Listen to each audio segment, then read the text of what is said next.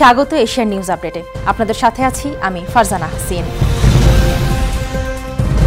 গুম ও নির্যাতনের ঘটনায় মানবতা বিরোধী অপরাধের 2 মামলায় অভিযোগ গঠনের শুনানির দিন নির্ধারণ করেছেন আন্তর্জাতিক অপরাধ ট্রাইব্যুনাল। 2 মামলার একটির অভিযোগ গঠনের শুনানি 3 ডিসেম্বর ও অন্যটির 7 ডিসেম্বর। বিচারপতি মোহাম্মদ গোলাম মর্তুজা মজুমদারের নেতৃত্বে 3 সদস্যের আন্তর্জাতিক অপরাধ ট্রাইব্যুনাল 1 এই দিন ধার্য করেন। ভূমিকম্প পরবর্তী উদ্ভূত জরুরি পরিস্থিতিতে ঢাকা বিশ্ববিদ্যালয় বন্ধ ঘোষণার পর আজ সকাল থেকেই হল ছাড়তে শুরু করেছেন শিক্ষার্থীরা। ভূমিকম্প আতঙ্কের পর বিশ্ববিদ্যালয়ের প্রশাসনের এমন সিদ্ধান্তকে স্বাগত জানিয়েছেন শিক্ষার্থীরা। এর আগে ভূমিকম্প পরবর্তী উদ্ভূত জরুরি পরিস্থিতিতে আগামী 6 ডিসেম্বর পর্যন্ত বন্ধ ঘোষণা করে ঢাকা বিশ্ববিদ্যালয় প্রশাসন।